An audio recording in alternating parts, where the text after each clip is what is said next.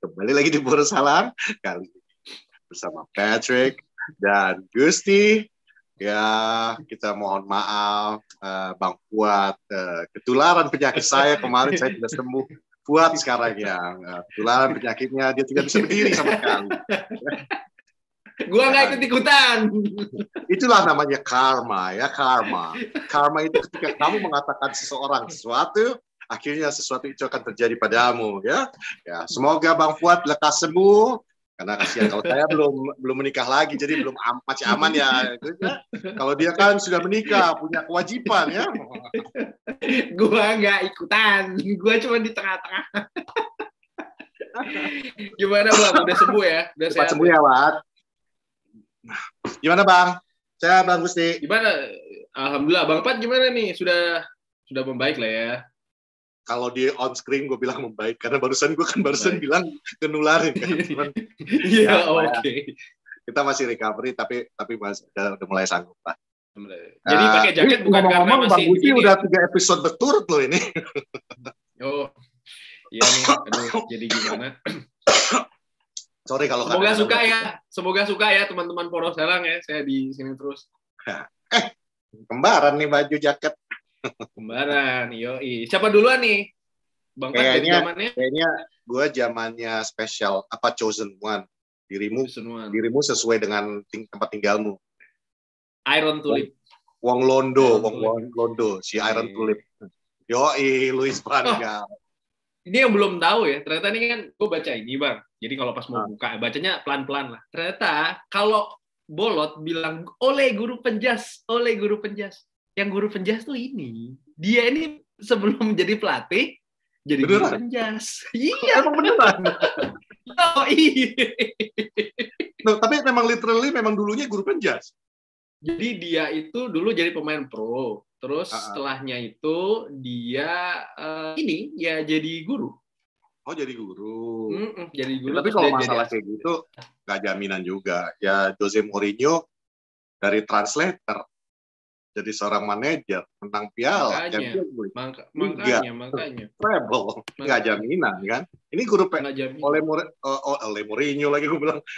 Ole Gunnar Solskjaer, dia dikata guru penjas. Tapi prestasinya sekarang ini udah menunjukkan ya belum orang mungkin bola bilangnya belum ada prestasi ya, tapi menurut gua sih setelah Moyes, setelah Van Gaal, setelah Ole Jose Mourinho ya. Jose Mourinho. Justru kalau gue bilang di bawah Ole ini justru kita ngeliat progres yang benar-benar sehat ya. Iya. Artinya Manchester United jadi klub. Setuju, cuman ada hanya satu yang belum, yaitu adalah piala. Which is kalau buat gua yang ngikutin dari tahun 95, pelan-pelan ganti Sir Alex, menurut gua, correct me if I'm wrong, if you agree with me, Bang, just a matter of time. Yes. Piala itu just a matter of time. I agree. Jadi kalau yang belum sabaran ya. karena dasarnya sebuah klub itu kan sebenarnya gini. Kalau gue bilang ya, zaman dulu dengan zaman sekarang udah jelas beda. Zaman dulu kita ngelihat klub-klub kaya juga nggak banyak. Betul. Paling you have your Manchester United, you have your Liverpool, you have your Real Madrid, Barcelona, ya kan. Bahkan PSG aja juga dulu belum siapa-siapa kan. Zaman dulu belum. München mungkin yang masih inilah FC Hollywood. Nah, jadi Bayern Munich untuk di Jerman gitu ya. Maksudnya di klub-klub yang udah secara finansialnya udah lebih stabil, mereka akan mampu untuk membentuk sebuah tim yang jauh lebih solid sehingga akhirnya membentuk winning team kan gitu. Tapi kalau sekarang ini hampir semua klub kan merata nih secara finansial. Apalagi ditambah lagi pandemi gini nih. Makin merata aja nih sekarang semua klub kan gitu. Jadi menurut gue kalau lu pengen buru-buru pola pikirnya masih zaman dulu, nggak moving on, bahwa lu pikir bahwa beli pemain lu bisa ngangkat piala. It's over. Udah bukan kayak gitu lagi zamannya. Karena sekarang semua klub bisa beli pemain yang memadai. Kalau dulu kan enggak nih. Lu lihat, kalau ingat dulu 95 nih Bang. Lu bilang kan dari 95 ya? Ketika Blackburn Rovers menjuarai Premier League pertama kali, itu semua kaget kan? Iya. Karena mereka cuma mengandalkan Alan Shearer loh. Dan Chris Sutton, dua SAS. Iya, betul.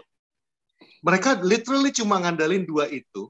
Sementara SAS, yang ya. mereka hadapi itu your Manchester United yang penuh dengan bintang, your Arsenal yang juga penuh dengan bintang. Karena di situ udah ada Ljungberg kalau nggak salah ya. Ljungberg udah ada. Henry belum ada ya kalau nggak salah ya. Henry 96 kalau nggak salah. Belum Henry. Ya, 97 96 segituan. 96 97 kalau nggak salah. Tapi maksudnya ini udah ada 2 klub dan ditambah lagi Liverpool juga masih kuat ya. And then all of a sudden seorang Blackburn bisa menang.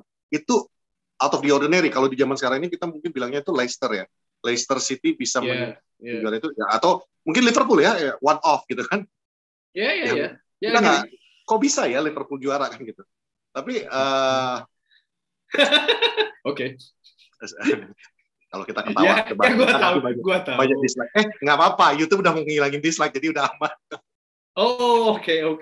Jadi menurut gue, lu harus memang benar-benar sabar. Progres itu ada.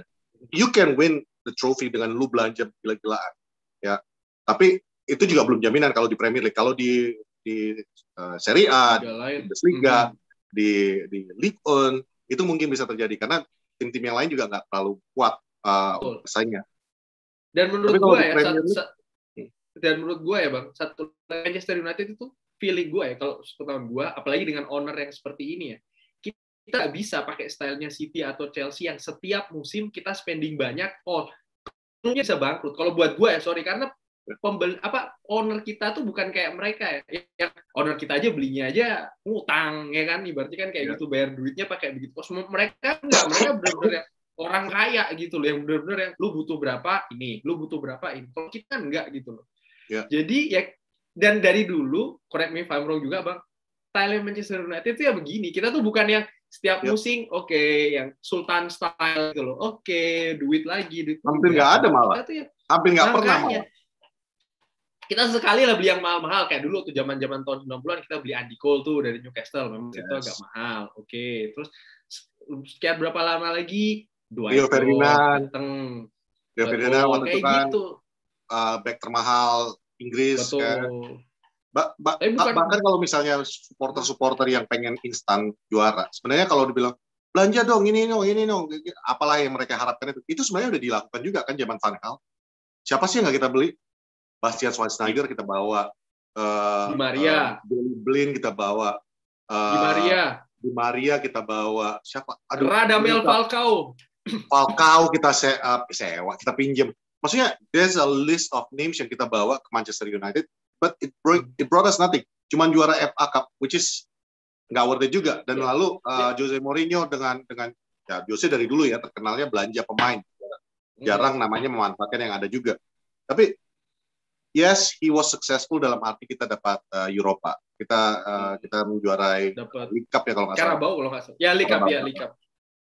Cuman at the end of the day, lu lihat stabilitas klub justru hancur kan, porak-poranda. Di Jose itu makin terlihat porak-porandanya, hancurnya semua. Kenapa? Karena ya itu logikanya aja. Kita dari Moyes, Van Gaal, Jose itu 3 manajer dengan 3 kriteria bermain yang berbeda, yang ingin pemain-pemain yang berbeda-beda. Belanja pemain, numpukin semua, karakter-karakternya ini belum nge-blending, ganti lagi. Ambil lagi pemain baru, belum blending, ganti lagi. Nggak akan pernah ada namanya stabilitas. Sekarang nggak usah jauh-jauh deh. Ini mumpung nggak ada, gue jadi bebas nih. Contohnya gini aja, rumah tangga yang stabil itu adalah rumah tangga yang mempunyai stabilitas. Bener nggak? Keuangannya aman, ya nggak bisa bayar listrik, bayar apa, semua nggak ada utang. Itu yang bikin stabil rumah tangga kan? Bukan cuma cinta-cinta aja. Lu makan tuh cinta kan gitu. Cinta itu cuma pacaran doang. Kebanyakannya. Nah itu, makanya kalau gue bilang, Manchester United sekarang ini progresnya udah bagus. Menurut gue ya. Dan gue yakin menurut kita lah ya, karena kita sama-sama di Poros dan sama-sama di Twitter juga kita selalu menyerang bolot. Kalau menurut gue sih, it's a progress yang menurut gue sejak Moyes sampai sekarang. I think this is the best manager dan the best situation yang Manchester United alami. Progres yang bisa dilihat ya, kalau kita gua nggak bisa, sorry ya, saat ini kalau dibilang piala tuh progres, buat gua again, kalau semuanya tuh oke, kalau semuanya stabil, kalau ada jenjang progres yang jelas, piala tuh akan datang dengan sendirinya. Jangan dibalik ya, jangan piala dulu and then stabilize everything. No, kebalik, stabilize dulu, progress dulu, piala akan datang dengan sendirinya. Sekarang ya, kita ada di peringkat kedua. Bang Pat coba jujur ya, gua nggak expect waktu kita main Liga dulu, Chelsea datang seperti itu, Liverpool musim lalu seperti itu, Manchester City datangin Ruben Dias, gua nggak expect loh kita bisa sekarang ngangkangi, sorry ya, mereka semua itu dengan poin yang cukup jauh. Sekalipun kita juga nggak bisa pungkiri sih masih di atas kita, karena itu tadi mereka sudah bertahun-tahun skuad mahalnya itu main bersama-sama, yang ditambal-tambal pun cuma 1-2, itu pun juga dengan harga yang sangat mahal. Jadi menurut gua ya sekarang ini to be fair is a really good progress gitu loh. Yep. Di liga gitu loh. Kata kuncinya itu tadi sebenarnya di situ, Gus. Manchester City itu membentuk timnya itu udah lama. It took time untuk ngeblendingnya. Dan kalaupun mereka masukin satu orang yang harus beradaptasi dengan satu tim. Kalau kita kan selama ini kan rame-rame beradaptasi kan. Jadi nggak saling kenal, datang semua. Ya udah akhirnya ada kekuatan. Waktu yang itu yang terjadi pas zaman Jose kan. Jose datang membawakan Ibrahimovic, bawain Pogba apa semua. Akhirnya semuanya jadi ya kacau balau kan gitu. Tapi it's all good sekarang. We're finally, menurut gua, apalagi tadi malam we're back to the semifinal. Semoga kutukan semifinal kita berakhir. Karena iya sih mudah-mudahan. Tapi it was a good result. Good game. Two legs out of a good result for 2 legs ya. Clean sheet dua-duanya. Ya, clean sheet dua-duanya dengan 2 kiper yang berbeda. Enggak sama ya? Betul. Oh, kipernya sama, betul. Itu lini sama. belakangnya beda. Lini belakangnya yang berubah. Ya. Karena kalau tadi malam juga akhirnya bisa mengistirahatkan Harry Maguire yang I think he deserves that juga. Kan karena scoring, karena mereka mau nggak mau mengistirahatkan karena scoring kan. Exactly. Dan Maguire. Tapi menurut gue itu blessing in disguise ya, karena mereka they need it. Maguire itu jadi pemain yang terbanyak, dengan menit terbanyak, kalau nggak salah hampir nggak pernah istirahat bahkan si Maguire. Jadi selain tadi malam itu kayaknya dia sempat nggak main itu cuma 1 pertandingan sebelum ini deh, di Liga atau apa itu. Ya. Tapi artinya kita terus bermain dengan dia gitu, dan ternyata ya karena menurut gua sih kalau gua sih ngelihatnya tuh ya kita kemenangan 2-0 di kandang lawan itu kan harganya mahal banget gitu, sangat-sangat mahal gitu. Kita bisa bikin 2 gol, clean sheet, kemenangan di kandang lawan. Mereka tuh datang ke sini tuh dengan kalau gua sih dengan mental hancur-hancuran ya. Udah ketinggalan sana, mereka harus menang 3 gol loh. Harus bikin 3 gol loh at least.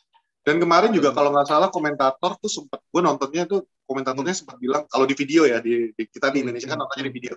Itu komentatornya sempat bilang Ole just wants to finish this, dan Granada datang hanya untuk terkesan hanya untuk ya udah menyelesaikan aja, udah nggak bakal ada apa-apa. Gue harus main daripada di WO ya kan, lebih. Cuma sebagai formalitas. Formalitas benar setuju.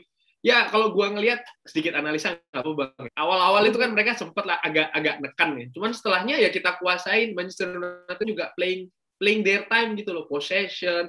Kalau mau counter juga nggak yang gasa-gerusu seperti biasa, bukan gasa-gerusu ya, lebih yang pakai speed ya, enggak nih, agak di delay. Dan sekali lagi ya kita syukur sih, beruntung ya. Ini bisa bikin golnya menurut gue sih cakep itu ya. Itu dari posisinya si Teles. Lalu Kapten Pogba kasih asisnya juga cakep menurut gua. Itu dia narik 2-3 pemain, gila. Nggak ada Fuad, kaptennya Pogba. Gua curiga Fuad sakitnya pura-pura gara-gara Pogba kapten dan asisnya bagus. itu sempat ada yang ngingetin gua di Twitter. Gua waktu itu nggak sadar, ada yang ngingetin di Twitter nanya, "Bang, kok kaptennya nggak Bruno?" Hah? Oh iya ya, ada Gea main, ada Bruno Fernandes main, ada Pogba main. Nah, gue pikir, wah ini kayaknya ada permainan, ini nggak tahu deh. Biasa Ole main games. Ini kali. Udah, tanda tangan aja, setahun lagi. Sekarang juga lu mau pindah juga, siapa yang mau beli? Mau main di klub-klub kecil, kan gitu. Coba deh. Ini ambennya dipakai dulu, coba. Nyaman nggak? Rasanya enak nggak? Coba dulu. Nyaman nggak? Nah, lu pikir sambil main, udah dicoba dulu aja, gitu biasa. You're absolutely right. Menurut gue tuh memang salah satu advantage kita tadi malam itu adalah we kill the game. Dan ini penyakit MU selama ini kan. We never kill a game in one game ya. Ini over 2 legs tadi malam itu the early gol cepatnya yang tadi malam itu it really helped.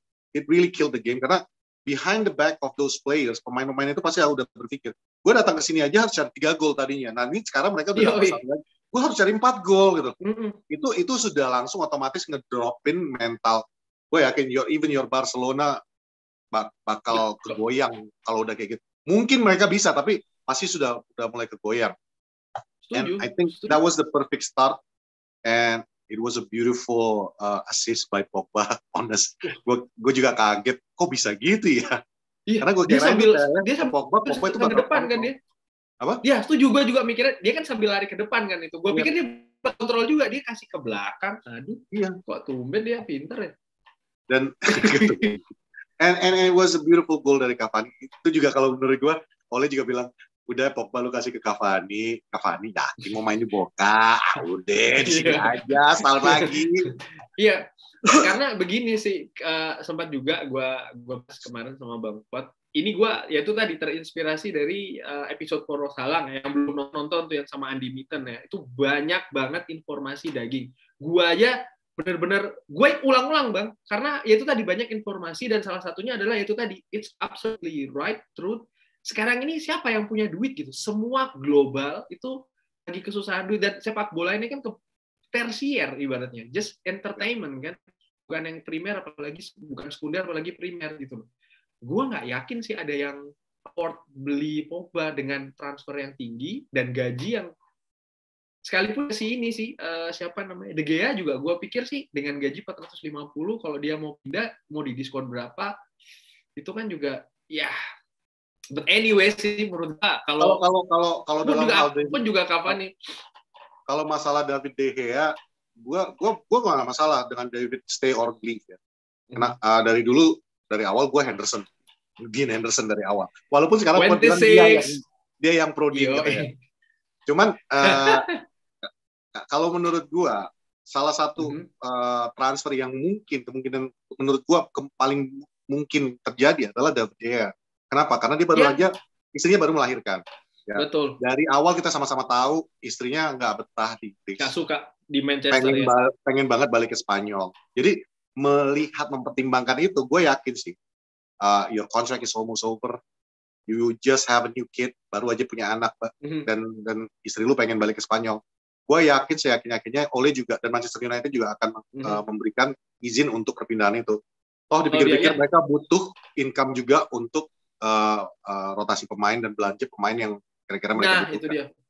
Ya setuju. Yang paling berpeluang sih menurut gue memang ada nama-nama Cavani, Martial dan lain-lain. Tapi menurut gue sepakat sama lu Bang. Yang paling memungkinkan sekarang itu adalah ya si David De Gea. Walaupun size-nya juga nggak yang gede-gede banget gitu lah. Itu tadi soalnya kan ya kalau ke Spanyol siapa yang mau ambil, berapa duit dan lain. Tapi again sih gue sepakat sama lu memang sekali lagi yang paling berpeluang untuk dengan bawa duit ya si David De Gea ini. Ya, anyway, tadi malam dia saving 2 loh tapi. Iya, kalau logikanya gini sih, kalau di Spanyol Real Madrid almost nggak mungkin karena mereka lagi utangnya lagi gede-gedean nih. Yang kalau gue bilang sih Barcelona ya, karena mereka baru punya presiden baru, ya kan? Presiden pasti otomatis. Nah, apalagi kalau mereka let go of Messi, there's salary cap dan there's transfer cap gitu mereka kan. Jadi menurut gue sih kalaupun dia ke Barcelona, itu jadi kocak lagi tuh. Dari Atletico Madrid, lari ke Barca. Wah, itu baru deh. Gue nggak ngerti lagi tuh nanti David De Gea nasibnya seperti apa. Cuman, kalau kayak Anthony Martial, I want Martial to go. Sorry ya, Mang Ujang. Menurut gue, kita juga dulu pernah kan, zaman-zaman kita punya top striker kayak Van Nistelrooy, bahkan seorang Cristiano Ronaldo, mereka yang pernah membantu MU besar-besaran, mungkin nggak nama-nama sebesar itu juga, mungkin ada yang kecil-kecil juga, Mark Hughes, kita let them go, dan menurut gue it's time to move on juga dari Anthony Martial, karena satu musim ini udah bener-bener kesempatan udah berulang kali kan dikasih, on and off, nggak ada stabilitas. Menurut gue sih time to let go. Cuman ya itu, kalau kita nggak bisa beli siapa-siapa ya pertahankan lagi. Kalau David De Gea, gue berani bilang lepas, karena kita benar-benar udah punya Dean Henderson. Kalaupun lo mau punya cadangan, lo bisa ngambil dari akademi. And our academy are good. Ya. Jadi ya. Ya, dan apa ya, tadi malam itu juga kembalinya Juan Mata sih. Gue juga itu menarik ya di pertandingan. Oh, sebelum Juan Mata, sorry. Sebelum bahas Juan Mata, bahas Donny van de Beek sedikit ya. Gue senang sih soalnya waktu dia masuk menggantiin Pogba, penampilannya impresif, langsung nyetel sama tim. Sempat ada kejadian tuh dia hampir bikin gol tuh yang dari umpannya si Greenwood itu tipis banget di gawang itu. Dan dia sempat kasih ting yang menurut gue sayang banget Cavani nggak bisa manfaatin. Artinya dia ke pertandingan tadi itu lihat lebih enjoy, lebih impresif permainannya, lebih oke lah, dilihat tuh lebih enak gitu. Karena dan ya bukannya dan kita melihat Donny van de Beek senyum ya. Ya, itu mahal. Karena gue secara pribadi, bukan karena gue tinggal di Belanda ya, tapi gue sih melihat dia ini sebenarnya dia punya apa ya, bright future. Dia cuma all yang dia harus lakukan itu adalah sabar aja. Dia tuh ada kok, gue yakin itu ada di programnya Ole itu ada.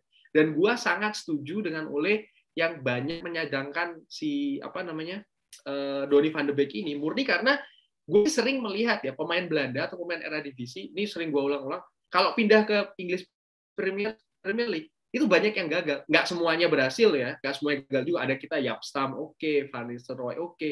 Tapi kalau kita ngelihat waktu itu Bangku betul, Mattia Kesman waktu itu Bang Fu ngasih contoh, itu memang benar gagal lah bisa dibilang ya. Nggak usah yang sekarang, Chelsea, Hakim Ziyech. Yes. Ya, di kita juga Daley Blind bukan pemain jelek ya, tapi ketika dia masuk, dan manajernya waktu itu Van Gaal ya, ibaratnya harusnya secara bahasa, secara udah harusnya sama dengan Memphis Depay. Ya. Memphis Depay, kok Daley Blind yang gue pikir, Memphis Depay yang gue pikir tadi mau. Maksudnya Depay is not a bad player, benar-benar bagus dan terbukti dia sekarang ini setelah pindah dari MU dia kembali lagi rejuvenated kan gitu. Cuman it doesn't work almost all the time dan hanya beberapa ya itu kita bisa sebut lah berapa pemain sih yang dari Liga Belanda pindah ke Premier League dari zaman pertama kali Premier League sampai sekarang yang benar-benar jadi a big name, a success. Betul. Nggak cuma banyak gitu. Nggak banyak. Bukannya nggak ada ya, ada. Cuman ya itu tadi. Dan gue setuju sih si Ole ini ngasih, ya itu tadi.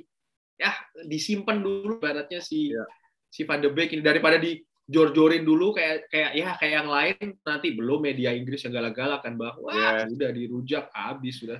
Mending apalagi media Inggris terhadap pemain-pemainnya bukan orang Inggris ya. Itu udah jelas-jelas sangat bias banget kan. Lu bakal habis-habisan dibahas kan gitu. Ya Hakim Ziyech itu contoh yang paling benar itu. Menurut gue bener sih, gue setuju sama lu. Bagus sih, Donny ini benar-benar disimpan. Lu belajar dulu deh, lu lihat dulu deh. Ini gini nih cara kita main di sini. Toh di latihan waktu training lu akan alamin namanya benar-benar physical gameplay, walaupun nggak seperti gameplay dalam 90 menit, tapi you get the idea, lu dapat ide gambaran seperti apa kurang lebih Liga Inggris itu apa, dan toh lu tetap bermain beberapa pertandingan dan lu rasakan atmosfernya, gimana tekanannya. And when you're ready, go. Tinggal musim depan. Apalagi dari awal di Poros juga, gue sama Fuad udah pernah bilang kok. Kalau menurut kita sih dari kemarin-kemarin itu juga kita udah bilang. Ini gue yakin, Donny van de Beek ini dibeli bukan untuk musim ini. Emang dibawa aja dulu. Sepakat. Karena ini kalau cara Donny main dengan cara yang dimainkan oleh musim ini, sebenarnya kalau dipikir-pikir, iya sih ngapain dibeli Donny? Orang nggak jalan ini formasi yang dimainkan Ole, tidak memfasilitasi Donny sama sekali. Tapi menurut gue, Ole itu nyiapin Donny untuk striker yang memang Donny, we all know dia pintar banget buka ruang. Yang dalam penggambaran gue, kemarin tuh gue mikirnya gini, kalau dia datangin Sancho, coba ini bayangan gue ya, sorry, my analis yang lagi cuman menurut gue, kalau misalnya tadinya ada Sancho, kan itu targetnya ya. Tuh bayangin, Donny buka ruang untuk Sancho sama Rashford yang sama-sama mau kedoyan banget nusuk. What do you get? Gitu loh. Menurut gue sih you get a wing. Zaman kita dulu Nani sama Ronaldo coming in from the wings, Scholes yang tinggal bola-bola dari tengah, attacking midfield, yang dalam hal ini bisa digunakan sama si Bruno. And Donny tinggal ngebukain ruangan untuk mereka. Menurut gue tadinya gitu. Jadi menurut gue sih Donny is one for the future. He's good, he's young, he should be patient untuk menunggu giliran dia. Sabar aja. Jadi nggak berlaku hanya untuk Bolot, tapi untuk pemain juga sabar.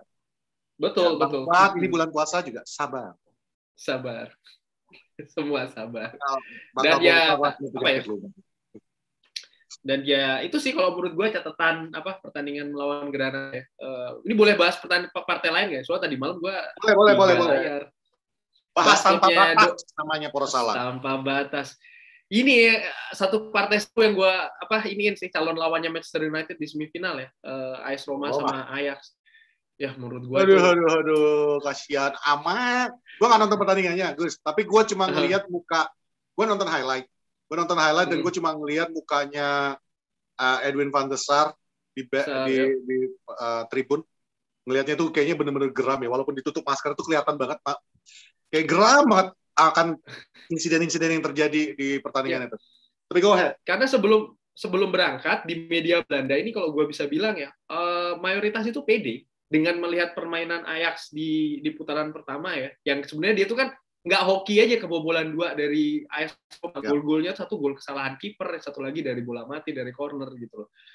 Mereka pede aja berangkat itu benar-benar pede, dan kalau gue ngikutin di sosial media mereka datang tuh dengan sumringah, pemainnya relax lah gitu loh. Tapi ya again sih ya, bola itu bundar sih walaupun mereka menguasai pertandingan. Menurut gua ya ini nanti yang harus diwaspadai juga oleh Manchester United ya. Artinya kalau nanti pada saat melawan AS Roma, walaupun gua lihat nih ya di Twitter banyak yang happy kita ketemu sama AS Roma instead of ketemu sama Ajax ya. Cuman kalau gua pikir ya belajar dari Ajax, mereka menguasai permainan, mereka banyak peluang, tapi mereka intinya kita menang tuh pakai gol, bukan pakai possession, bukan pakai peluang gitu loh, bukan pakai gol. Dan they couldn't do it. Sayangnya tadi malam, jadi menurut mereka dihukum. Cuman ada fakta menarik yang kalau bagi sih mungkin kalau teman-teman Poros Halang, Ajax ini kan baru beli striker dari West Ham, namanya Sebastian Haller. Itu dibeli dengan mahal, langsung nyetel sama Ajax, banyak bikin gol. Dan dia tidak main tadi malam dan pertandingan-pertandingan sebelumnya. Alasannya kenapa? Dia itu lupa tidak didaftarkan tim Ajax. Yes, dia lupa. Apa bahasa Jawanya ketelingsut ya, literally. Iya, akhirnya inilah yang dibayar sama Ajax. Dia tidak punya seorang goal getter ya, akibatnya ya sudah kesulitan bikin gol dari ini. Tapi literally mungkin, ini mungkin di awalnya gini kali ya. Manajemen Ajax tuh mikirnya gini. Ya iyalah kita ngambilnya dari Ajax, dari West Ham. Ya wes lah, nggak apa-apa, disimpan aja untuk main di Liga. Gak usah dibawa ke Eropa. Toto nyetel. Ya Allah, kenapa nggak dimasukin? Ya itu tadi, atau mungkin bisa jadi ya itu tadi ngisi karya itu udah 2 orang nanyain, lu udah isi belum? Udah. Yakin lu? Iya. Lu ini juga udah deh. Iya, gitu aja berdua. Akhirnya bosnya nanya, udah didaftarin belum? Udah bos. Iya. Begitu rilis pemainnya lah, kok nggak ada? Udah deh. Ya tim profesional. Gua aja megang zaman-zaman di Indonesia yang ibaratnya kurang kalah lah profesionalnya dengan yang di Eropa sana. Kita aja nggak kayak gitu kali Gus. Daftarin tuh manajer ngecek dulu terakhir. Kalau tempat kayak gitu tuh gue pertanyakan tuh Liga Belanda itu dengan Liga Chop itu berapa? Setipis-tipis banget tuh perbedaannya. Tapi bener loh yang dirilis di media tuh ya alasannya adalah ya itu tadi kelupaan. Si pemainnya sempat ini, sempat bukan marah ya, lebih ke yang dongkol gitu loh. Ya iyalah, gila lu, gue terlupakan. Iya begitu, itu sampai di belakang. Gue sempat lihat di beberapa pertandingan Ajax ya, di belakang gawangnya itu ada spanduk gede dari supporternya Ajax untuk support si Sebastian Haller ini. Kurang lebih kayak yang Haller, kamu tuh bagian dari kami kayak gitu. Kayak bener-bener yang membesarkan hati si Sebastian Haller ini gitu loh. Tadi ada satu kalimat lu yang gue sempat bertanya sih. Lu bilang kan banyak supporter kita mengharapkan kita ketemu Roma daripada Ajax ya. Kenapa? Gara-gara kita waktu itu menang 7 itu. Karena kalau itu alasannya, gue harus ingetin lagi. Sebelum kita menang yang 7 gede itu, kita juga ketemu Roma itu selalu kewalahan kok. Kita selalu susah, apalagi zamannya Totti kan. Jadi bagi gue tuh kalau lu bilangnya, aduh mendingan ketemu Roma deh daripada ketemu Ajax. Roma deh. Hello. Dan AS Roma ini bukan tim Serie A yang ibaratnya bukan kayak Granada, bukan kayak apa. This actually a good team. AS Roma is a good team. Punya history yang bagus. Dan jangan lupa lo ya, kita menang 7-1 itu di Old Trafford. Waktu kita main di Olimpico, kita kalah 2-1. Jangan lupa. Iya.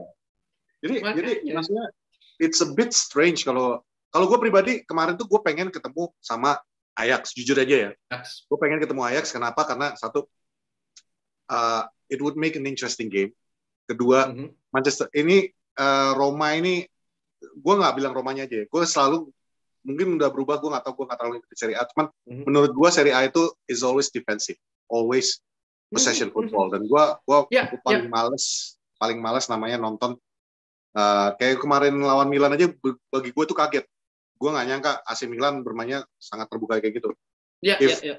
If AS Roma would play like yang ke AC Milan kemarin, it would be an interesting game. Tapi kalau sempat mainnya gaya typical Italian, it's going to be one dangerous game untuk Manchester United, and it's going to be one boring game untuk penontonnya. Tapi kalau menurut gue kemarin, ya kalau ada buat nih mungkin, lu tahu apa katanya? Karena memang gue kalau di luar Liga Inggris agak kurang. Tapi kalau menurut gue Ajax, at the very least, lu punya satu bukan kelebihan, persamaan nih. It's both the young team, sama-sama haus akan prestasi, tapi sama-sama make it short. It's going to be a more attacking, open game menurut gua kalau lawan Ajax. Atraktif ya. Bukan masalah atraktif sih, lebih open aja menurut gua. Kalau gua pinginnya Ajax karena gue pinginnya Manchester United juara gitu loh. Nah, kenapa kalau gue lebih milih Ajax? Karena gue mikir satu, Ajax itu masih banyak pemain muda, lack of experience nomor satu. Yes. Nomor dua yaitu tadi kiper utamanya nggak main, walaupun sekarang Stekelenburg yang main ini lagi bagus juga. Tapi menurut gue tim ini lagi pincang gitu loh. Menurut gue nih bisa lebih dimanfaatkan. Nah, apa yang lu bilang tadi gue setuju. Nah, itu dia yang terjadi sama Ajax. Si AS Roma nih babak pertama aja itu possession-nya Ajax 70%, coba bayangin, possession ball-nya. Dia benar-benar menguasai pertandingan, tapi they couldn't kill the game. Maksudnya mereka nggak bisa bikin gol gitu. Dan ini jadi masalah. Itu dia. Dan nah kalau gue pikir, tadi gue sempat ragu-ragu, waduh, ini pemikiran gue waktu tadi sahur, gue pikir, waduh, nih MU gimana lawan Roma nanti nih. Roma mainnya lebih rapat, defensif, dan lain-lain. Tapi gue PD-nya sih adalah, MU ini kan di beberapa pertandingan terakhir, United ini kan keran gol kita mulai kebuka nih, yang sempat beberapa waktu yang lalu seret gol sebelum international break, gue inget banget tuh sempat kita 3 kali partai 0-0 terus kayak gitu kan. Sekarang ini kan tadi malam bikin 2 gol, terlepas golnya model kayak gimana lah, at least kita ini sudah mulai terbiasa bikin gol lagi gitu loh menurut gue. Dan ini ya Cavani mulai mainnya bagus lagi, mudah-mudahan gak cedera ya, dia ini orangnya fragile juga soalnya. Itu sih menurut gue yang ya we'll see lah. Dan apalagi kalau bahas tadi malam tuh kejutan juga ya, ini sih yang di Czech Republic ya, Slavia Praha kebantai. Iya. Well done Arsenal. Gue sempat bertanya karena ini yang lumayan heboh kan, salah satunya di luar aspek sepak bola yang which is a bad thing juga menurut gue tuh, itu kalau sampai hal-hal yang di luar sepak bola jadi berita itu di berita sepak bola ya, itu menurut gue agak aneh juga. Cuman tadi gue sempat tanya kan ke admin, kenapa sih kok itu tidak berlutut,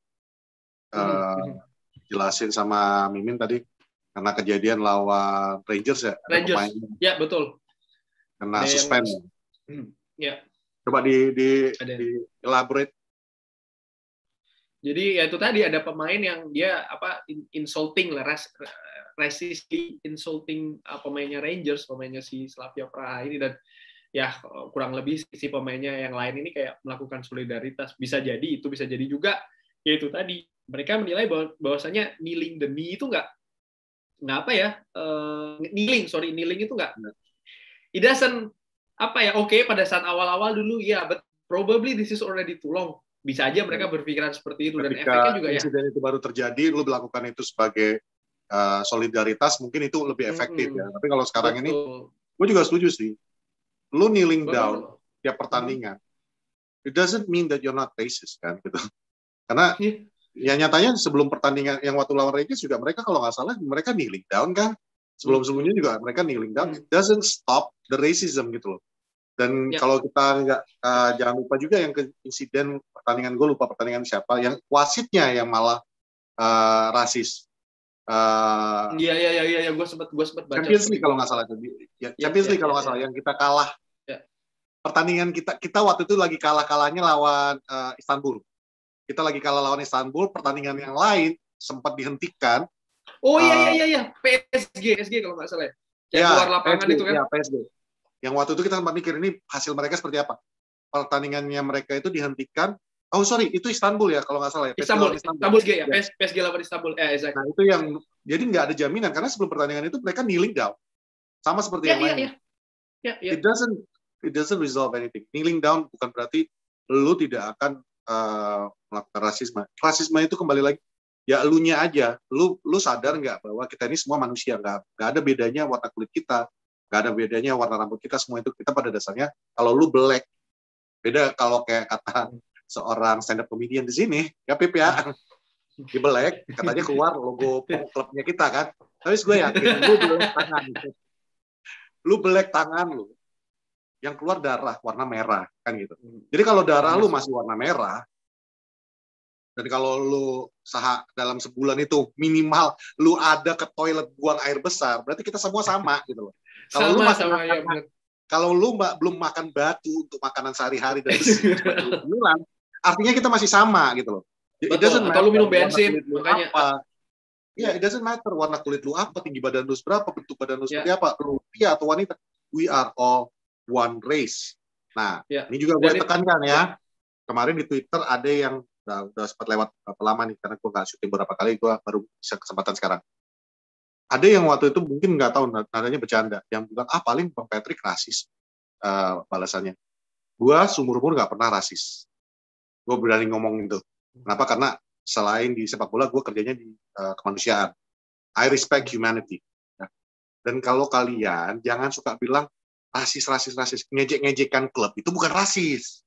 Rasis itu adalah ketika lu bawa-bawa sara, tau nggak sara? Sara dalam sara, tapi nggak usah agamanya yang ini ya.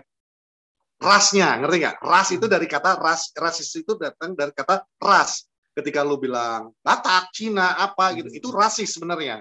Ya.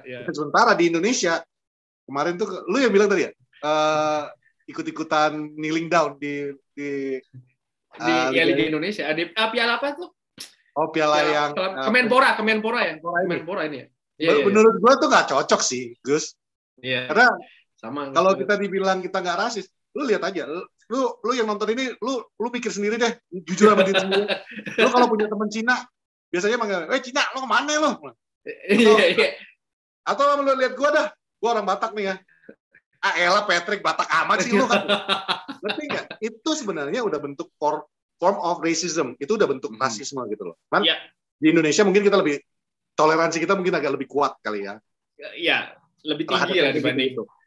Nah, cuman nggak semua orang bisa menerima juga, karena di Indonesia sendiri ada sempat terjadi rasisme dalam arti orang Papua kemarin itu kan dibilang hitam apalah bukan apa, itulah yang rasisme. Tapi kalau lu ejek-ejekan klub, plesetin nama klub, walaupun kita nggak terlalu sepakat tuh lakukan itu, cuman itu bukan rasisme. Ya, kalau lo itu namanya itu banter namanya. Itu namanya banter, bukan, itu namanya banter. Jadi yang gua pelajari lagi ya selama gua mendukung Manchester United, gua gabung juga ke organisasi pendukung Manchester United. Correct me if I'm wrong, if you agree with me Bang, kalau lu setuju sama gua. Kalau kita ibaratnya lu mau banter, lu mau ngejek ibaratnya sekeras apapun klub atau pemain ya, tapi bukan rasis pastinya, klub atau pemain, that's fine as long as lu nggak ngejek organisasinya, nggak ngejek ya itu tadi bawa rasisnya, lu nggak ngatain personal orang yang berbeda pendapat sama lu, itu gua itu respect gitu. Dan itu juga jadi rule gua di Twitter gitu. Kalau orang, artinya gua sering nih gua ngebanter ya, kadang gua pakai perumpamaan or something, gua gitu, dan menurut gua itu fine aja karena yang gua tuju adalah klubnya gitu, dan itu bisa dibalas dengan cara ya malah gue harapkan tolong dibalas dengan cara secerdas mungkin. Lu bikin juga kayak gitu ke gue. Itu gue bisa ketawa puas karena level lu bagus nih orang yang ini. Tapi kalau lu nyerang gue, mengatakan gue ya sorry kayak yang tolol, bodoh atau kayak gimana, ya nggak akan gue balas karena buat gue ya gue nggak mau spending. Sebenarnya gini sih Gus, gue kalau misalnya ada orang yang zaman sekarang ini masih bilang tolol banget sih lu gini, gue sih senyum aja. Karena gini, lu bisa bilang gue tolol tanpa mengenal gue, tanpa mengetahui kemampuan gue. Sebenarnya lu tuh bercermin sama diri sendiri, lalu mengatakan orang lain. Menurut gue kayak gitu aja. Lu nggak ngerti lu lawan siapa, tapi lu berani ngatain gue tolol, berarti sebenarnya yang tolol tuh siapa kan gitu. Tapi contoh kayak tadi kita canda-candaan di Twitter hari ini, kita ngomongin apa, kita nggak pernah nyebut klubnya kan dari awal kita nge-tweet itu, cuma bilang padahal udah puasa lama masih aja kayak gini. Iya. Oh yang ngomongin apa sih? Ngomongin apa sih? Ngomongin kecap ya. Itu kan maksudnya hanya kalau lu punya knowledge base-nya, lu ngerti kita ngomongin apa. Tapi kalau lu nggak punya knowledge base-nya, lu cuma mikirnya ini berdua ngomongin apa. Itu lebih enak. Nah, contoh banter dan rasis bagi kalian yang nggak ngerti. Ini contoh ya, yang terjadi misalnya Tuan ZB yang kemarinnya, yang contoh yang paling gampang. Itu. Nih gue kasih contoh. Gue waktu itu juga nggak suka apa yang dilakukan Tuan ZB. Misalnya nih, bukan gue bilang gue nggak suka. Misalnya gue nggak suka apa yang dilakukan Tuan ZB. Gue akan mengatakan, tuh ya elah nih orang kan tinggal covering, tinggal lu tutup, bego amat sih nggak bisa nutup. Itu kan basic one on one seorang defender. Lu tuh bener-bener nggak buta kali ya, nggak bisa ngelihat apa ya. Itu namanya lu mengkritik dan lu ngebanterin tuh pemain. Ya, misalnya gue pendukung Arsenal lah atau apa. Tapi kalau lu bilang dasar monyet makan pisang lu, itu namanya rasis. Kenapa? Karena lu menggambarkan kulitnya mereka, bentuknya mereka itu seperti monyet kan gitu. Ya, itu rasis. Beda. Itu yang nggak boleh. Itu nggak boleh. Ibaratnya kalau gue begini ya lu katain aja lah si pemainnya kalau lagi pemain jelek ya. Dan ini juga yang gue pelajari di stadion waktu dan nonton. Lu bilang, you stupid. Udah itu that's it. Itu menurut gue masih fun kan. Oke. Kalau dijabarin, kenapa lu bilang dia stupid? Ya harusnya dia kan cover bla. It's okay. It's still technical, like professional technical stuff gitu.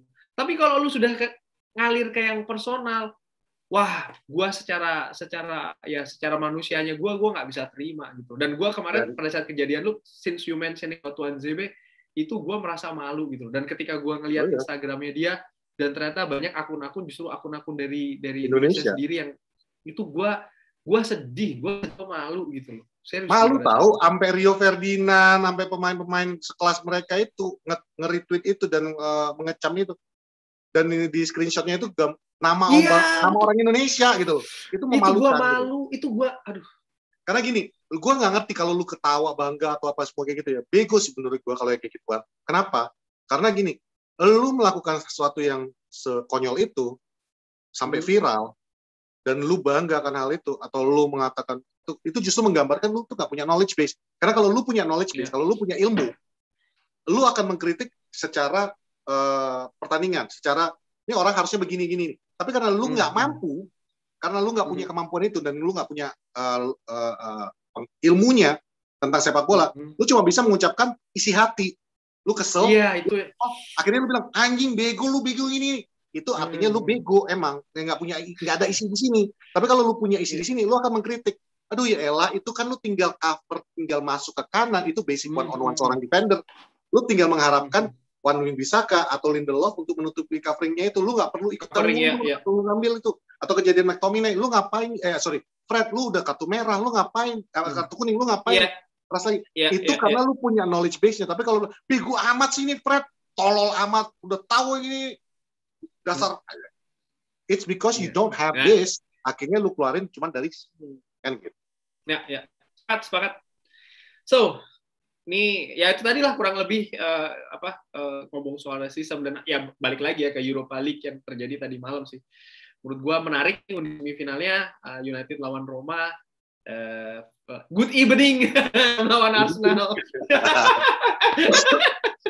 2 ya XMU ya di situ ya. Di mana? Di Roma. Di Roma. Lord Smalling sama Mkhitaryan kan? Mkhitaryan, Henrik Mkhitaryan, he's on Miki Armenian. Wah, tuh gue dulu sebenarnya sempat bukan mengidolakan, berharap loh, karena gue sempat suka sama dia nggak masuk aja sih sama No, he was sih. good.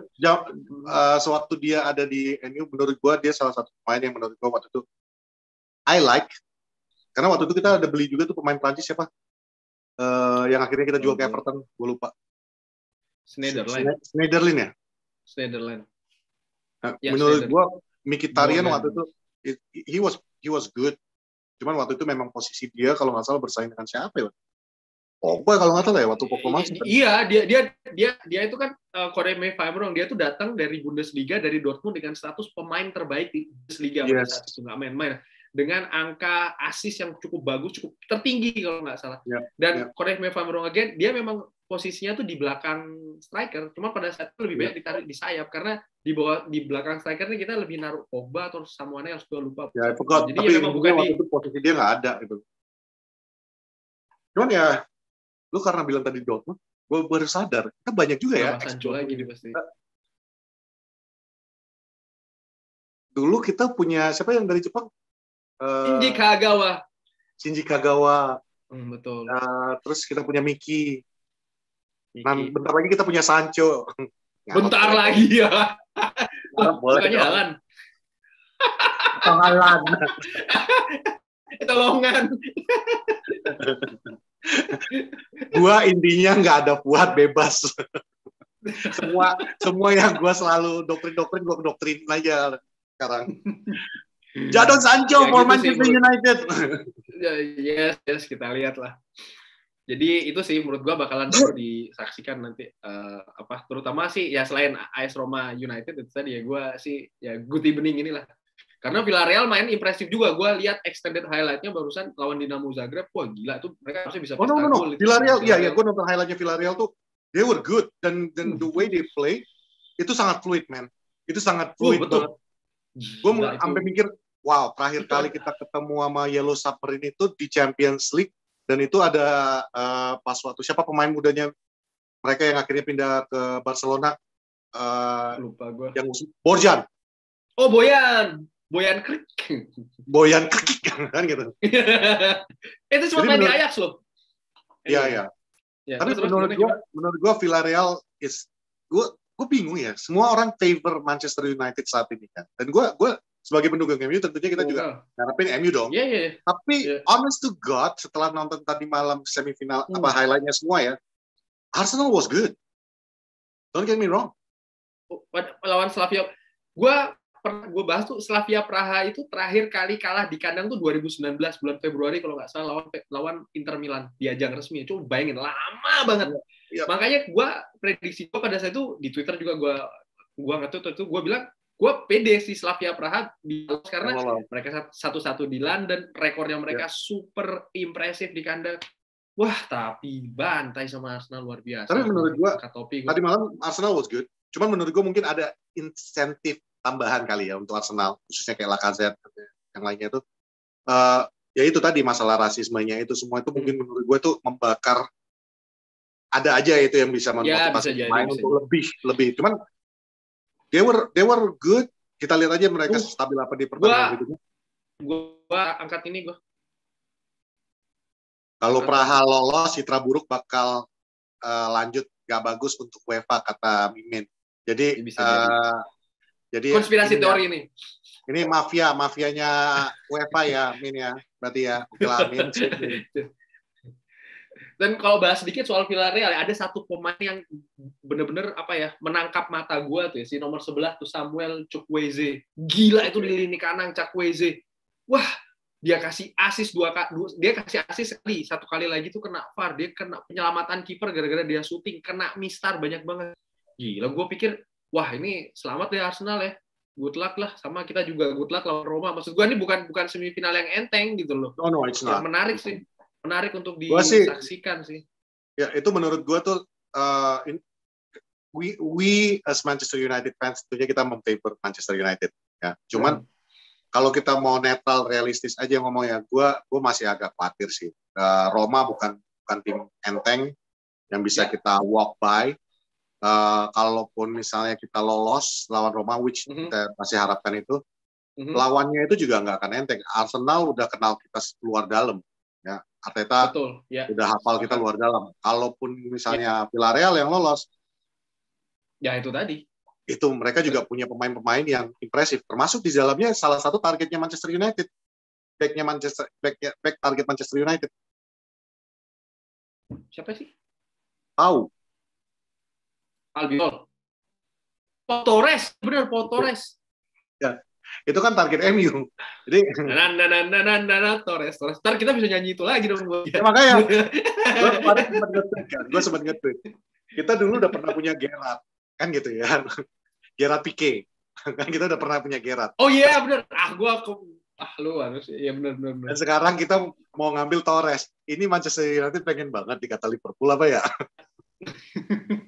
Kita ntar chance-nya tinggal di aja gitu. Ya, lu bayangin aja ada nama Torres di belakang punggungnya MU itu, menurut gue itu bisa boy Torres. Ini apa next kan kita lawan Burnley nih Bang, hari Minggu ya. Kalau gua ngeliat ini ya, kita kan punya bukan kenangan sih ya. Waktu putaran pertama kita menang lawan Burnley 0-1, kita kan jadi Kapolista pada saat itu kan jadi peringkat pertama kan. Yes. Dan kalau gua ngelihat musim lalu kita waktu main kandang lawan Burnley itu kita kalah loh. Chris Wood bikin gol sama Jay Rodriguez gitu. Dan menurut gua kan ya Burnley ini sekarang apa sih namanya? Ya masih up and down gitu loh. Pertandingan terakhir mereka ini kan kalah lawan Newcastle, terus mereka kalah juga lawan Southampton. Kalau nggak tahu sih, kalau gua sih pede ya. Ini mini derby loh. Ya. Ini mini derby. Oh iya benar. Kali double over Burnley tahun 76. Dan ini mini derby. Wow. Burnley itu Greater Manchester juga kan. Oh, sama kayak Bolton. Yes, sama kayak Bolton. Dan kalau Burnley ini dia punya klub yang punya memori khusus nih buat gua, buat Pak Prot, buat Pangeran Siahaan, buat Tio, buat Box. Jadi zaman United Indonesia dulu kita nobar, ya. Dan waktu itu baru-baru mulai nih yang namanya TV box itu ya kayak Vision atau apa itu semua beli hak siar. Kalau nggak sebelumnya kan kita bisa nonton bebas tuh. Nah ini baru diambil nih. Jadi dulu tuh kerjaan kita tuh kalau nobar harus benar-benar nyari kafe yang menyiarkan kan gitu. Burnley ini, gue inget banget karena waktu itu kita pengen nonton di kafe yang biasanya kita nonton waktu itu di Sportsman di sekitar bukan ya di Sportsman waktu itu di bilangan Blok M kan. Kita udah berangkat nih jam 1 pagi pula itu 1 dini hari. Jadi dari jam 11 tuh kita udah jalan, udah ngumpul Pange, Tio, gue, Robi, dan semua lah kita yang biasanya nobar bareng. Kita udah datang, kita ngumpul, dibilang, sorry kita nggak punya hak siarnya, kita nggak nyarin, kita nggak ada. Panik dong, panic in the sky. Kita nyari keliling Jakarta, kita bener-bener keliling Jakarta, nyari tempat nyari nobar. Akhirnya nggak dapat juga, tau nggak? Kita mikir, yaudah deh, cari dulu kan nggak seperti sekarang. Kalau sekarang kan semua handphone kita punya teknologi gampang banget kan. Nah waktu itu kita udah masing-masing udah pegang handphone, tapi belum 4G dan untuk streaming itu hal yang luar biasa. Ya. Jadi kita waktu itu nekat, yaudah deh kita streaming. Gimana nih caranya? Kita ke Kemang, kita ke McD, pakai WiFi Kemang aja. Itu rencana awalnya. Kita cari link streaming nggak ada. Akhirnya tau nggak? Kita live score nobar live score itu inget banget. Kita ngecen sambil baca tulisan. Jadi lu tau nggak? FIFA Manager bener-bener in real life. Kita baca pertandingan, live score sambil gua ngecen di belakang. Dan itu pertandingan kita kalah 0-1. Lawan Burnley ya. Itu Gary Neville masih main. Gue inget banget karena gue bikin posternya Gary Neville. Tapi jadi Burnley ini juga bukan sebuah pertandingan yang walk in the park. No. Ini mini derby dan kayak kata Mimin tadi, terakhir kali kita double over Burnley itu tahun 1976. Seperti itulah pertandingan ini mungkin alot. Cuman kayak gue agak pede sih melihat Manchester United yang sekarang ini kayak kata lu tadi, keran goal getting kita itu udah agak mulai dibuka. Dan kalau ini bisa meneruskan, kalau kemarin kita menang lawan Burnley dan kita akhirnya memuncak, kali aja ada miracle kan. Iya benar. Soalnya ini kan City nggak main. Benar. Ya. Harusnya lagi nggak main. City kan main di FA Cup. Kalau kita menang, amin mudah-mudahan. Ya kan jadi selisihnya berapa? Jadi 8 poin. 8 poin gitu.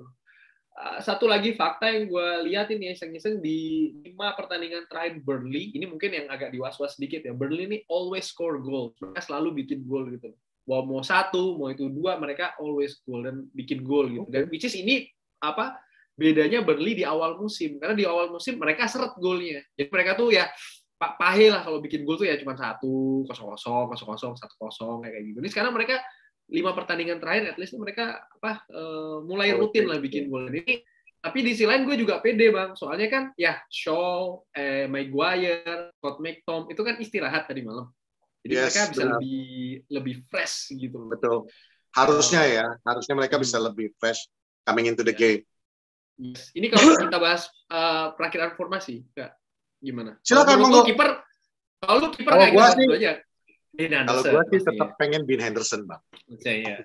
Kalau gue sih menilai bisa jadi mungkin De Gea, karena kan De Gea sudah 3 kali pertampilan terakhir ini dia clean sheet ya, but again, Ole knows the best lah. Kalau belakang paling Maguire sama Lindelof tuh sudah, kanan paling Wan-Bissaka, kiri Luke Shaw, Scott McTominay menurut gue main lah ya, Scott McTominay, Fred mungkin. McTominay Fred pasangan duet di depan 4 back berarti tetap ya. Pogba Bruno main lagi lah nih, Pogba Bruno. Nah itu kalau misalnya kayak gitu formasi apaan bang? Kalau udah Pogba Bruno juga ikut main. Ya ini ditaruh di kiri si Pogba kayak pertandingan sebelumnya. Oh, jadi, Pogba dimain di kiri. Di kiri benar. Terus Bruno di tengah biasa. Cuman kanan ini mungkin feeling gua kok ini ya Greenwood nih mulai sering dikasih dengan masih kan tadi malam benar masih belum jelas keadaannya si Rashford ini ya.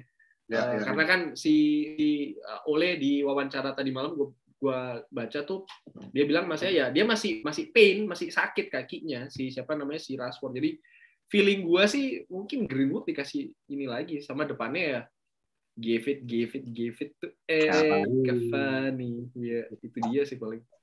Selama ada Cavani gua sih nggak masalah Rashford diistirahatkan dulu. Plus itu juga baik untuk Rashford karena the last thing we need, dia ini masih muda. Orang suka lupa kalau Rashford itu masih muda gitu. The last thing we want adalah dia rusak di usia muda. Kita let him rest, benar-benar biar dia recovery betul-betul fit. Karena kemarin terakhir back problem ya. Lu bayangin pemain usia muda udah kena back problem itu. Betul. Itu pertanyaan besar loh menurut manajer sepak bola profesional di negara manapun pasti akan bertanya, lu umur segini udah kena back problem. Oke, something went wrong kan gitu. Ada satu pemain sih selalu ngomong gitu, ada satu pemain muda yang future-nya bright. Ini salah satu contoh aja dan akhirnya karena dia terlampau sering dimainkan, akhirnya dia terus ya akhirnya menurun dan ya begitu ya agak kurang maksimal. Itu adalah seorang Michael Owen, gue inget. Michael Owen gimana seimpresif itunya dia, and then dia digeber pindah ke Madrid, akhirnya fisiknya belum siap, ya akibatnya ya dia selesai as a Michael Owen gitu loh. Which is kalau buat gue pada saat itu dia bisanya kirain Tsubasa. Tsubasa gue langsung ingat ini kan lagunya Tsubasa yang koplo nih. Aduh, ayo ingat semua. Alah. Kapten kita datang. Nggak, tapi benar si Michael Owen itu menurut gue pada saat itu setuju ya Bang ya. Dia benar-benar yang muda. Lu bayangin aja. Falling from grace banget tuh dari klub Real Madrid ke Newcastle. Bukan gue bilang Newcastle tim jelek, tapi pada saat dia masuk ke Newcastle lagi menurun prestasinya. Iya, setuju. Itu dia menggantikan Shearer kan. Itu yang kalau nggak salah itu manajernya Shearer malah. Pas lupa. Oh iya, kalau bisa masuk tuh kalau nggak salah gue manajernya Shearer. Jadi menurut gue itu tadi itu salah satu contoh lah, nggak semua dari pemain muda. Ini karena kita ini bukan main football manager atau championship manager ya, sekali lagi teman-teman. Yang semua tuh oke, pemain muda lu pasang terus, dia akan stay lama, value-nya akan naik ke atas. No, kayak gitu aja. Gue secara pribadi tuh, gue setuju ketika seorang Amad Diallo sampai saat ini belum dikasih jatah starter dulu tuh gue sangat setuju gitu loh. Karena itu tadi, ya dikasihlah sedikit-sedikit gitu loh. Karena tadi gue nggak mau isi up, isi down gitu loh. Mereka masih muda. Dan zamannya Sir Alex juga dulu kan kayak gitu sistem kita. Kalau lu inget nih, kalau kita udah seal the league ya, misalnya kita udah seal the league, biasanya 2-3 pertandingan terakhir itu pemain-pemain muda mulu tuh yang main. Dulu kita zaman-zaman Chris Eagle dimainin. Obertan, Luke Chadwick. Bahkan dulu seorang Cristiano Ronaldo aja awal-awal musim juga nggak langsung diturunkan kan. Dia cuma betul. Dia main di game pertama, dia juga datang dari cadangan kan, kalau nggak salah yang lawan Bolton. Iya lawan Bolton benar. Ya dia langsung gini. Besoknya kan dia nggak. Maksud gue, Sir Alex pun juga stylenya begitu gitu. Dan gue ingat gimana happeningnya, fenomenalnya pada satu seorang Federico Macheda yang emosi, tapi tetap nggak dikasih langsung dengan menit yang banyak sama Sir Alex. Danny Welbeck satu musim sebelumnya itu dari cadangan terus. Itu kenapa gue ketika ada beberapa komen soal masuk, kapan nih Diallo dimainin atau Baklo atau PSG, gue sih berpikir mainin aja di Carabao atau kayak itu, tapi itu pun juga nggak minute one. Kalau gue ya secara pribadi gue dikasih aja pelan-pelan, sama kayak seorang lagi Donny van de Beek pun begitu gitu loh. Karena kayak Amad Diallo kemarin tuh Amad Diallo itu hitungannya hoki sih, Gus. Kenapa gue bilang hoki? Dia pertandingan perdananya dia di play oke, dan he score a goal. Dan itu akan menaikkan mentalnya dia. Kebayang nggak sih sama lu kalau misalnya it was his first game, ya, he bottle it, benar-benar rusak banget mainnya, itu akan mempengaruhi mentalnya dia. Contoh yang paling gampang adalah lawan Manchester United yang siapa sih? Gue lupa, tim Brighton ya kalau nggak salah. Yang pemain mudanya yang langsung kena kartu merah, tackle McTominay. Oh iya. Benar. It's never good. It's never a good thing. Soton lawan Soton yang 9-0. Oh iya, Soton yang 9-0. Lu bayangin, itu pemain muda, baru pertama kali main di tim senior Premier League. Lu baru main sebentar, kena kartu merah, dan habis itu tim lu dibantai 9-0. It will stick in your mind, gitu. Tergantung lagi. Itu juga belum palu akhir ya. Kalau memang dia mentalnya kuat, mentalnya baja, mungkin dia bisa comeback dari itu. Tapi gue setuju dengan kata lu, dan Fuad juga sering mengatakan ini di Poros. Pemain muda itu bukan berarti kayak di game lu mainin terus, ya. Lu ease into it, dan betul-betul yang kasih dia pengalaman itu. Ya ibaratnya kayak anak kecil lah, bayi baru lahir, nggak mungkin lu kasih nasi goreng kan. Lu nggak mungkin kasih kan. Kasih kasih burger enak loh. Nah, iya. Iya makanya. Dan lah ini gue memakai ini sebagai contoh ya, seorang inilah Rafael Morrison, kurang prodigi apa tuh dari Sir Alex sendiri loh yang bilang pada saat itu. Dan sekarang di mana dia? Dia pernah sempat main di Ado Den Haag. Bener banget. Untung lu sebut nama dia. Karena kalau lu nggak tahu siapa Rafael Morrison, lucu juga sih kalau lu mengaku untuk MU nggak tahu Rafael Morrison. Tapi kalau seandainya lu bukan nggak tahu, lu boleh cek YouTube-nya Om Uncle Rio Ferdinand. Ya, kemarin tuh dia bikin podcast, ada YouTube-nya juga. Bersama sama Hillson kan. Dia itu nge-interview langsung Rafael Morrison. Itu adalah contoh pemain muda yang kurang prodigi yang ibaratnya salah asuh. Dan dia akhirnya mengakuin kan. Ketika Rio nanya apakah ada penyesalan, dia langsung bilang, ya, if I know now what I knew, if I knew then what I know now, gue jujur, gue terlalu menyanyiakan Manchester United. Gue benar-benar menyanyiakan. Dia fans Arsenal padahal ya, tapi dia benar-benar menyanyiakan kesempatan dia bersama Manchester United. Kenapa? Kalau ada yang bilang, kalau ada yang compare Rafael Morrison contoh ya sama BB, gue bisa bilang beda. BB itu matanya, BB itu matanya Alex Queiroz yang datang meyakini Sir Alex. Rafael Morrison itu Sir Alex sendiri loh yang ngejudge, ini pemain prodigy, ini bisa jadi ini gua tapi ya begitulah deh, he bottle it and that's it gitu loh. Kalau gua bilang itu juga salah satu kesalahan Sir Alex, dia terlalu membesar-besarkan pemainnya. Ya, it doesn't always work. Ya, maksudnya waktu mungkin dia mikirnya gini, mungkin ini sama kayak Cristiano Ronaldo, anak kesayangan dia. Dari awal dia puji-puji, dia bina, akhirnya jadi beneran kan. Tapi kan nggak semua pemain juga sama mentalitasnya. Ya, setuju. Ini lo sebut gede-gedein, dia anak dari jalanan. Ya, secara finansial Rafael Morrison kurang banget, dan tiba-tiba punya kesempatan bermain di klub yang segitunya dan dapat uang sebesar itu. Akhirnya he bottled it, benar-benar he bottled it. Apalagi dipuja-puja oleh manajernya sendiri. That's it. Dia nganggap I'm untouchable kan gitu. Dan lu punya pengalaman sebagai manajer kan, correct me if I'm wrong. Di sepak bola itu nggak kan skill ya, hal kayak begini, mental dan lain-lain itu yang lebih penting malah. Ada pemain muda gue ya, zaman gue Persema, ada 2 malah, yang satu sukses masuk ke timnas ya, bek kanan, gue nggak sebut nama ya, iya. gue nggak bakal sebut, tapi dia masuk ke tim. Kalau lu tahu jejak karir gue, lu tahu siapa yang gue asuh pas 2011 dia yang akhirnya dia masuk ke timnas. Waktu dia bermain di Persema, ya, dia datang dari akademinya kita, gue yang angkat.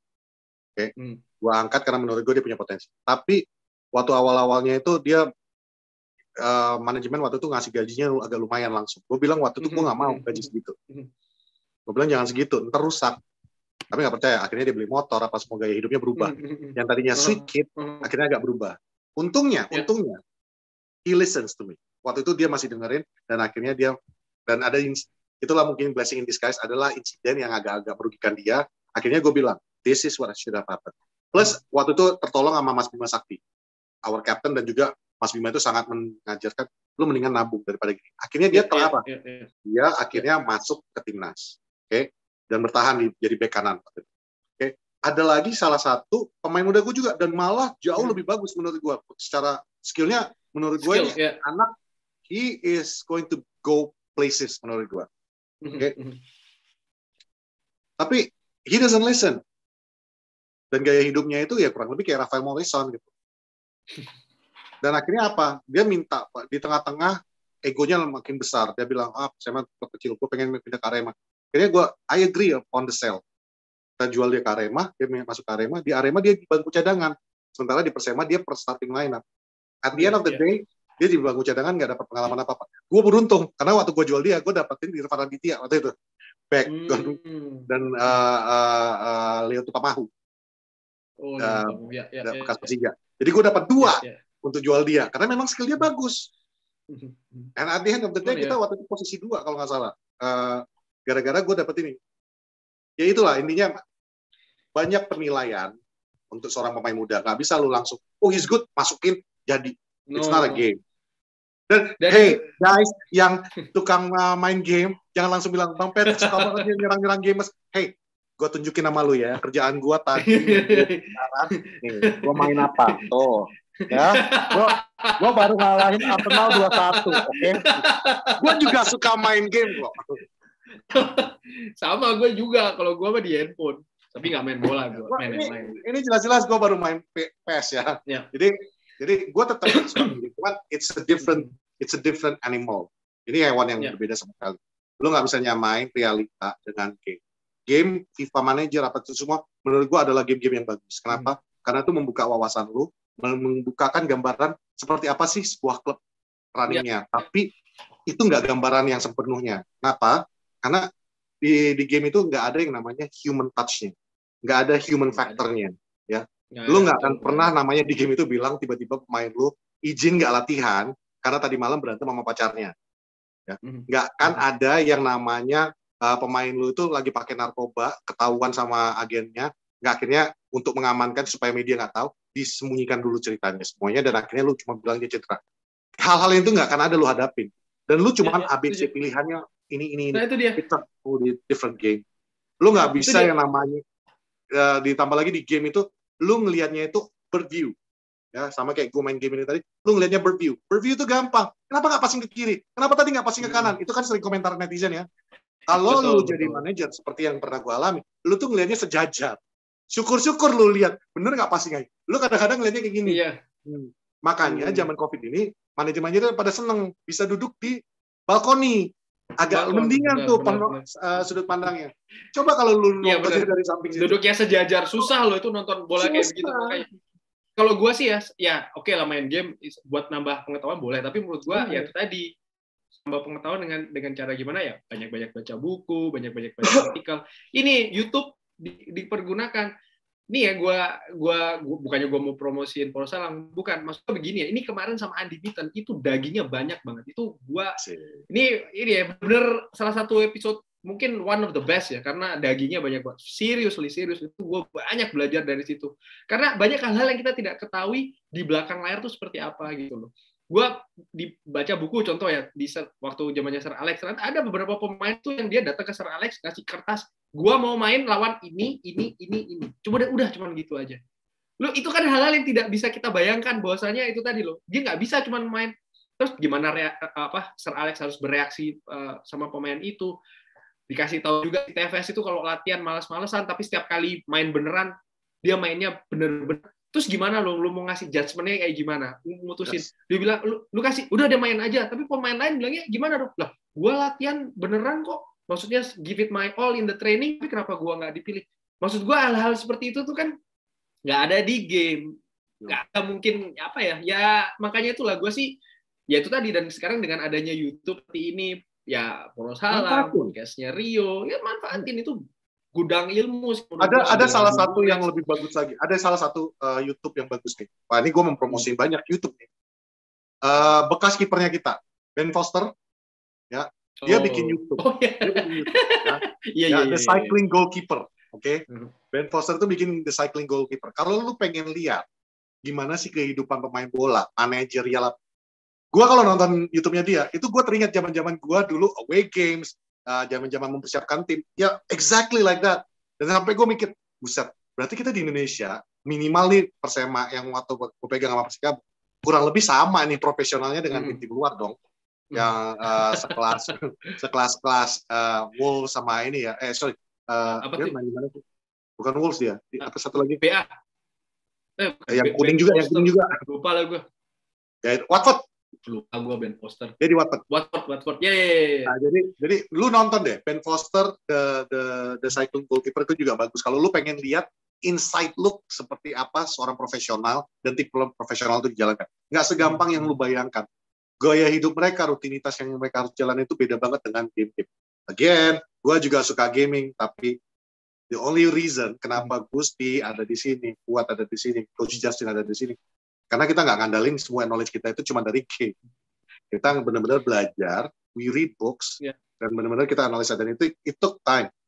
So, dan satu lagi sih, dan satu lagi sih yang bisa dipergunakan, yaitu tadi Twitter, ada Bang Pat, mungkin bisa tanya-tanya, atau Bangku, cuman itu tadi, yang sopan. Lu jangan nanya gue terus bilang siapa tuh yang nge-tweet gue, by the way.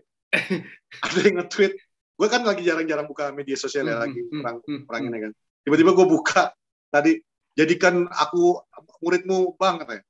Apaan ini? Gue buka dong, terakhir anjing cara mendapatkan adik panjang. Itu gua nggak ikutan. Ini Mimin juga suka ngeladenin yang enggak sih ya. Tapi ya itulah guys. So that's the whole. Anyway, Burnley positif lah ya. Ya mungkin gua setuju sama lo, itu bakalan alot. Cuman gua pede. Yes. Mungkin Cavani bisa gini lagi. It's going to be a walk in the park. Tapi mungkin nggak Jurassic Park. Tapi mungkin lebih kepada Halloween Park. Jadi agak-agak susah juga. Ya. Agak ada tontonan lah, ada tontonan lah. Dan di grupnya ada tontonan. Tapi bukan berarti kita I'm positive about the game. Dan ini sebenarnya salah satu pertandingan yang Manchester United needs to win again. Ya. Bukan masalah kita mau kejar liga atau enggak atau apa ya. Boleh dong berharap untuk ngasih pressure ke City juga. Karena walaupun mereka 8 poin tersisa, terselisihnya kalau kita menang, itu akan menjadi beban mental tersendiri. Kenapa? Karena you bottle one game, itu akan berikutnya itu cuma sisi 5 poin. Betul. Jadi itu benar-benar akan menjadi tekanan buat mereka. Ya. Dan ini experience ini mahal buat Manchester United. Manchester United tidak pernah ada di posisi ini setelah Sir Alex ya. Artinya kita bikin pressure ke itu yang harus kita manfaatkan. Doesn't matter we win the league in the end or not, tapi ini loh, having the experience. This is the experience. Dan ini beda banget. Dan ini beda banget dengan zamannya Jose. Walaupun kita waktu di posisi 2, itu jauh, selisih poin udah terlalu jauh. Nggak ada namanya match experience yang didapetin. Ya udah menang posisi 2. Itu kita end the season posisi 2. Ini benar kayak kata lu Gus. Ini benar-benar experience banget, apalagi untuk pemain-pemain muda. Yang ibaratnya rata-rata mereka belum pernah juara Premier League juga kan. Betul. Yang di situ. Ya kan? Iya, setuju. Jadi tadi ini experience ya. the experience on how to put pressure on a team and how to keep a pressure. Karena udah terbukti kan, ketika kita mimpin di satu, kita nggak bisa keep our calm. And we lost. Itu mental yang lumayan. Ya setuju. Dan ya, oke, ya di sisi lain kita juga tetap harus bersyukur ya, jarak di belakang ini kan pun juga masih rapat. Jadi itu tadi, having the experience of chasing the top sama ngamanin posisi dari ini tadi yang di belakang, which is kan kita masih ada sekitar 8 pertandingan. So this is a very good game, dan menurut gue ini sangat kalau kita menang besok pun artinya apa? Bolot yang mengatakan mana progres. Habis pertandingan besok gue bisa bilang ini progres. Musim lalu 6-6. Ini pertandingan belum habis sudah 6-6. Ngomong apa? Kan gitu. Itu udah progres. Kata lu 2 musim 6-6. 6-6, yang ini nggak mungkin 6-6 juga kan? Ngomongin trofi lagi ya, Taman Puring lah ya, mungkin lebih murah kan bisa. Kalau ngomongin trofi lagi, gue bilangin sama lu, zaman gue ya ikut sebuah organisasi di Jakarta ini, ketika gue bikin turnamen futsal waktu itu, gue pengen trofi, gue beli trofi, gue belinya dari Fuad. Kalau lo mau beli trofi, lo hubungi Bang Fuad. Dia siapin loh ya. Kalau lo pengen trofi, hubungin Bang Fuad. Dia selain baju, dia juga jualan trofi. Oke? Sip. Jadi itulah rakamannya a good game in Europe. Off to game pertama di Roma ya kalau nggak salah ya. Kayaknya di Roma.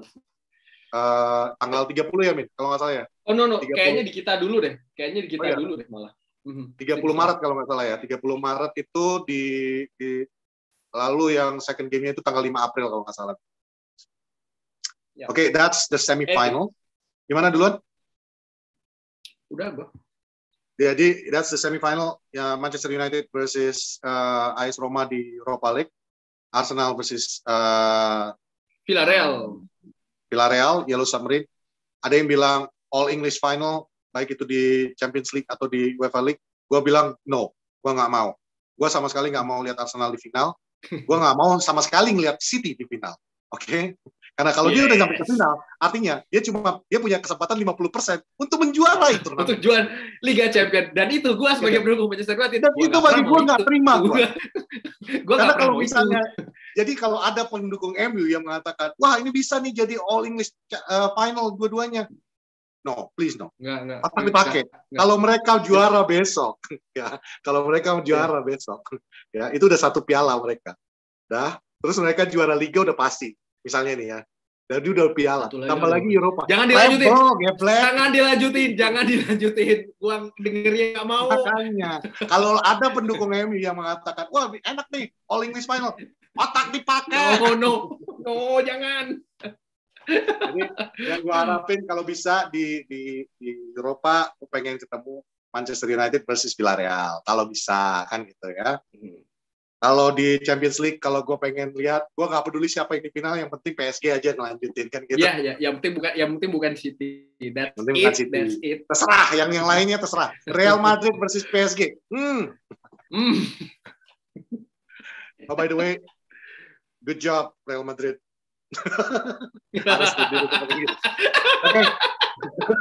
Oke, thank you. Thank you kesempatannya ya, udah diundang lagi. Jangan bosan-bosan. Yang nonton juga jangan bosan ya sama saya ya. Daniel siapa? Daniel mana nih?